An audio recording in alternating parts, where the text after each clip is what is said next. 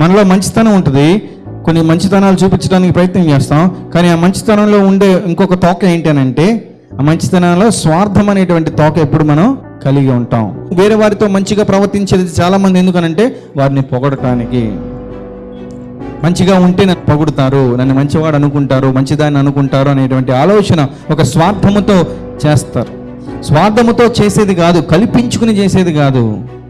మనం ఏ గుటికి సంబంధించిన వారమో, ఎటువంటి స్వభావం కలిగి ఉండవలసిన వారమో అనేటువంటి గ్రహిస్తే అక్కడ ఫలము ఏమంటున్నారు, వెలుగు ఫలము. మనం ఎవరికి సంబంధించిన వారమో తెలిసిపోతే మనది రిజల్ట్ ఇలా ఉంటుంది. ఫలము అని అంటే ఏంటండి, రిజల్ట్.